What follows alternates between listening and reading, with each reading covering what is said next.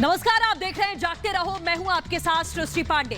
गणतंत्र दिवस को लेकर तैयारियां इस वक्त जोरों पर हैं, लेकिन कोरोना है, इस वजह से कई तरीके की पाबंदियां होंगी, सावधानियां पूरी तरीके से बढ़ती जा रही हैं। लेकिन इस बार की गणतंत्र दिवस में कुछ खास होने वाला है। इस बार पहली बार सेंट्रल विस्टा से होकर गुजरेगी परेड। वहीं कल आपको बता दें, नेताजी सुभाष चंद्र बोस की होलोग्राम मूर्ति स्थापित की जाएगी इंडिया गेट पे, जिसमें प्रधानमंत्री नरेंद्र मोदी खुद शामिल होंगे। देखिए रिपोर्ट में।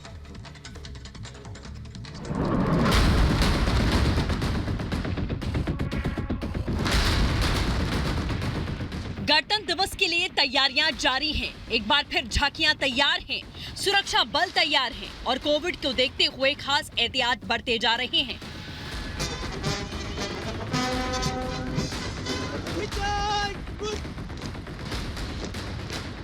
कोविड महामारी के चलते इस बार भी गणतंत्र दिवस परेड के रूप में रूट को थोड़ा छोटा किया गया है। पहले परेड विजय चौक से शुरू होकर लाल किले तक जाया करती थी, लेकिन पिछले साल की तरह इस बार भी परेड विजय चौक से शुरू होकर इंडिया गेट के पास नेशनल स्टेडियम पर खत्म हो जाएगी।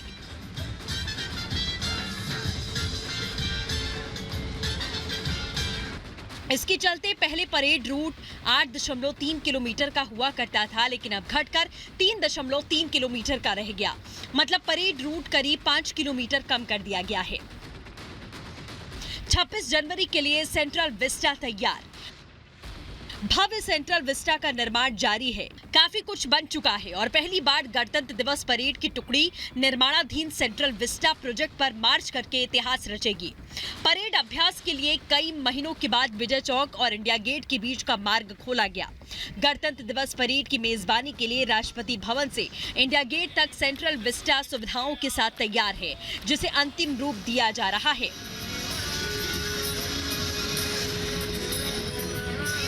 सेंट्रल विस्टा परियोजना के तहत में नए पेड़ लगाए गए, रास्ते चौड़े किए गए, कई तब्दीलियां की गई। सेंट्रल विस्टा एवेन्यू का कुल एरिया 85.3 हेक्टेयर है। इसमें लॉन, घास, नहर, bridge, walkway, drainage system, parking, underpass, light poles शामिल किए गए हैं। पहले राजपथ पर बजरी या लाल मोरग हुआ करती थी। अब वहां पर राजस्थान से लाए गए करीब 1,05,000 ग्रेनाइट पत्थरों ने जगह ले ली। लोगों के बैठने के लिए नई कुर्सियां लगाई गई हैं। इसी बीच गणतंत्र दिवस की तैयारियां जोर शोर से जारी हैं। राज्यों की झांकियों के लिए शामिल होने कलाकार पहुंच चुके हैं। उनका उत्साह देखते ही बन रहा है। थीम में 75 years at resolve women empowerment. हम लोग अपना 50% जो सेविंग्स बैंक खाता है औरतों के लिए खोलते हैं। We've just completed our 50th year of statehood, and this tableau is in honor of all the contributions that women have made through their cooperative societies. Jammu Kashmir का बदलता हुआ चेहरा विकास के माध्यम से हम दिखा रहे हैं और इसका जो फ्रंट वाला पोर्शन है उसमें विश्व प्रसिद्ध जो माता वैष्णो देवी का भवन दिखाया जा रहा है। रेलवे का सबसे ऊंचा ब्रिज, दुनिया का सबसे विश्व का ऊंचा ब्रिज यहाँ पर दिखाया जा रहा है। हमें उम्मीद है कि ये वहाँ के जम्मू कश्मीर के लोगों को और भारतवर्ष के दूसरे लोगों को भी ये पसंद आएगा कि क्या क्या जम्मू में बदलाव आ रहे हैं। मैंने मराठी कैरेक्टर पहना है। मराठी कैरेक्टर हम पूरे भारत को दिखा रहे हैं, जिसमें हमने मराठी, गुजराती, पंजाबी और अपने कश्मीरी, हमने अलग अलग कल्चर को दिखाया है। Changing for face of a Jammu and Kashmir, yes. Jammu and Kashmir is totally changed. Everything is changed. We feel good, and everything is good there. हमें कठिनाई आती है, मगर अब जरा आहिस्ता आहिस्ता जब से यूटी हुई है, गवर्नर साहब के अंडर हुआ है, हमें नॉर्मल हालात हो गए। अब कोई जो पहले वाला दौर था अब वो खत्म हो गया है। कि बदलाव हो रहे हैं। बदलाव बहुत ज्यादा हुआ है। मोदी साहब की गवर्नमेंट है, बदलाव बहुत ज्यादा हुआ है, हमें खुशी है। जय हिंद।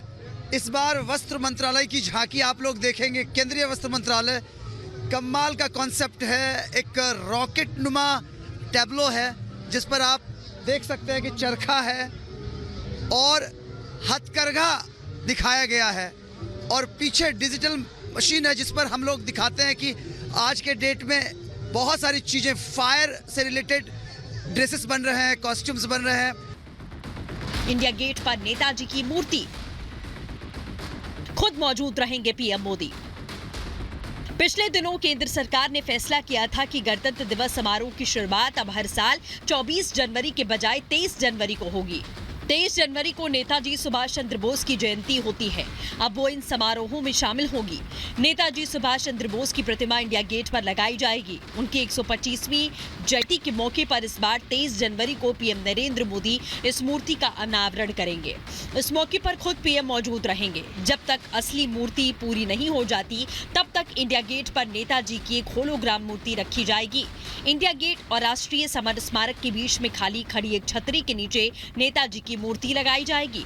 60 के दशक तक यहाँ जॉर्ज पंचम का बुत लगा था। Bureau report, Republic Bharat. वहीं इसी बीच भारतीय सेना की ताकत में लगातार इजाफा होता जा रहा है, चाहे वो लड़ाकू विमान हो या फिर विध्वंसक युद्धपोत हो या फिर लड़ाकू मिसाइल हो। सीधे तौर पर आपको बता दें, लगातार भारतीय सेना की ताकत बढ़ रही है और अब एक और अचूक हथियार भारतीय सेना को मिल चुका है, जिसके एक फायर से दुश्मनों के टैंक तबाह हो जाएंगे। सेना को मिला अचूक हथियार।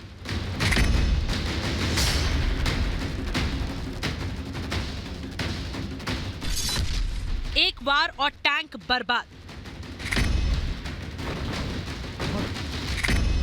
अब दुश्मन के टैंक पर निशाना लगेगा और एक ही बार में टैंक या दूसरी गाड़ियों के परखच्चे उड़ जाएंगे।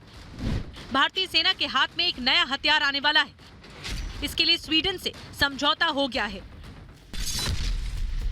भारत ने स्वीडन की कंपनी साब ग्रुप के साथ एंटी टैंक हथियार AT-4 की खरीद का समझौता किया है।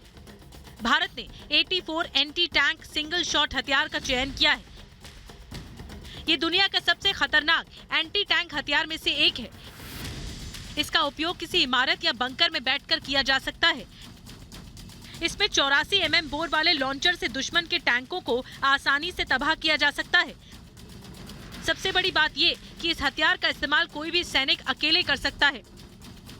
इसका वजन करीब 8 किलो का होता है और करीब 300 मीटर तक ये वार करता है। बताया जा रहा है कि इस हथियार का इस्तेमाल भारतीय थल सेना और वायुसेना की एलीट कमांडो फोर्स करेगी। NT-4 हथियार हेलीकॉप्टर, टैंक, आर्म व्हीकल और दुश्मन सैनिकों के खिलाफ अपनी क्षमता को साबित कर चुका है। इनके इस्तेमाल से दुश्मनों की गाड़ियों के साथ आतंकियों के ठिकानों पर भी प्रयोग होगा। इस हथियार के अलग अलग वेरिएंट का इस्तेमाल दुनिया के 30 से ज्यादा देश कर रहे हैं और जल्दी ही ये भारतीय सेना के पास भी होगा। Bureau report, Republic Bharat. वहीं दुनिया में आपको बता दें, एक बड़ी जंग का खतरा इस वक्त मंडरा रहा है। यूक्रेन पर रूसी हमले का खतरा इस वक्त मंडराता हुआ दिखाई दे रहा है। वहीं बताया जा रहा है कि यूक्रेन की सीमा से मात्र 20 किलोमीटर की दूरी पर है रूसी सेना। अमेरिका ने भी बातचीत की, लेकिन कोई समाधान निकलता हुआ नहीं नजर आ रहा है। देखिए रिपोर्ट में।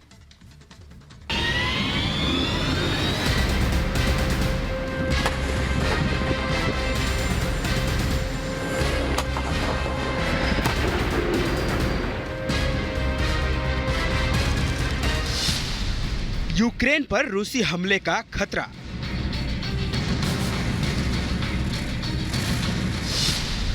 यूक्रेन की सीमा पर डटे रूसी सैनिक।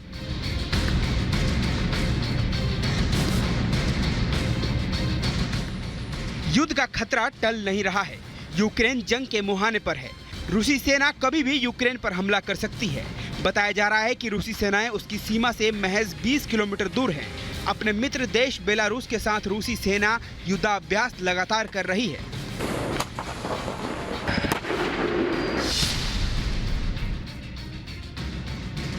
इस बीच अमेरिका और उसके सहयोगी नाटो देश इस जंग को टालने के लिए भरपूर कोशिश कर रहे हैं। शुक्रवार को स्विट्जरलैंड के जिनेवा में रूस और अमेरिका के विदेश मंत्रियों की बैठक पर नजरें टिकी थी, लेकिन इस बैठक से जिस रिजल्ट की उम्मीद थी वो नहीं आया।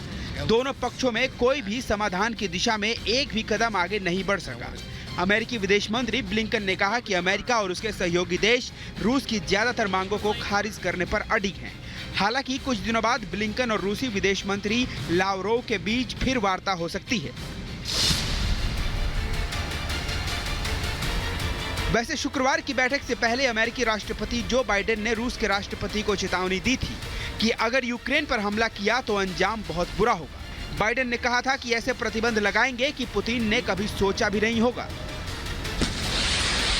Well, because he's never seen sanctions like the ones I promised will be imposed if he moves, number one.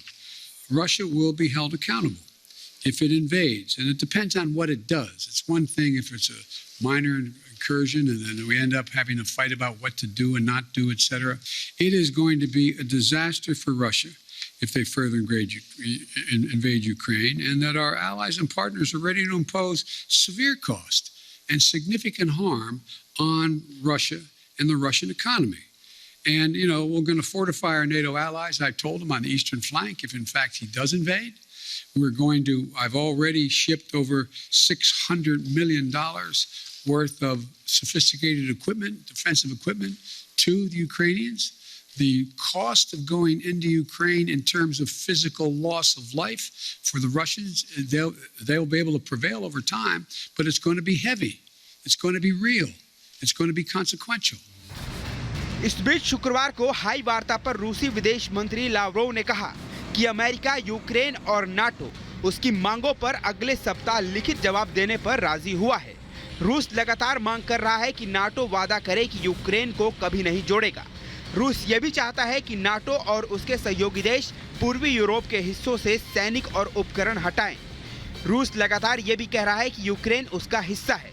साथ ही वो ये भी कहता है कि हमला करने का कोई इरादा नहीं है, लेकिन जिस तरह से रूसी सैनिक यूक्रेन की सीमा पर जमे हुए हैं वो चिंता जताने वाली बात है। Bureau report, Republic Bharat.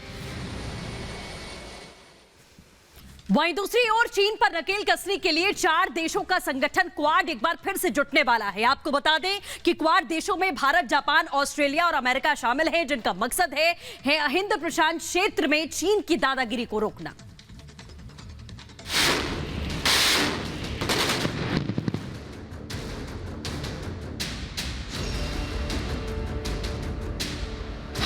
चीन पर नकेल कसने की तैयारी, फिर जुटेगा क्वाड।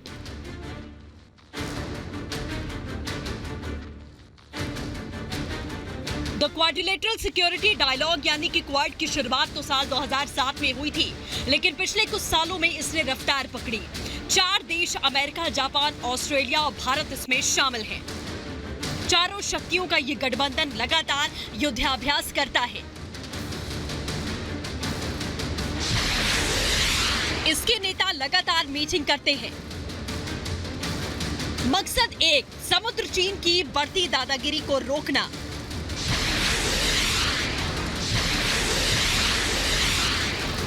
एक बार फिर चारों देशों की मीटिंग होने वाली है।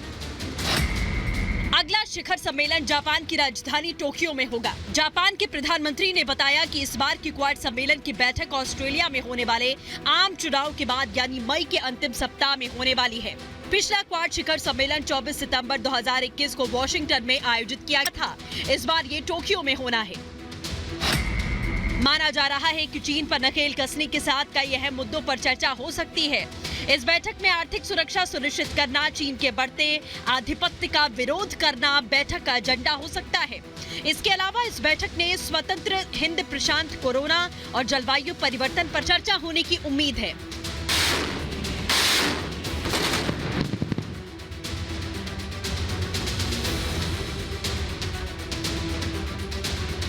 इस बीच चीन ने उन देशों से मित्रता बढ़ाना शुरू किया है जो कि अमेरिका के दुश्मन माने जाते हैं, जैसे कि रूस और ईरान। ये तस्वीरें चीन, ईरान और रूस की साझा नौसेना अभ्यास की हैं। 3 देशों के बीच शुक्रवार से साझा नौसेना अभ्यास की शुरुआत हुई। हिंद महासागर में अपनी ताकत और सुरक्षा बढ़ाने के नाम पर यह अभ्यास किया गया। 2019 के बाद से ये तीनों देशों का तीसरा साझा युद्धाभ्यास है। ईरानी मीडिया के मुताबिक इस युद्धाभ्यास में उसके 11 जलपोत, रूस के विध्वंसक सहित 3 जलपोत और चीन के 2 जलपोत हिस्सा ले रहे हैं। बताया जा रहा है कि हिंद महासागर के उत्तरी हिस्से में ये युद्धाभ्यास 17,000 वर्ग किलोमीटर क्षेत्र में किया जा रहा है। इस दौरान रात में लड़ने, बचाव अभियान और आग से लड़ने का अभ्यास भी किया जाएगा। Bureau report, Republic Bharat.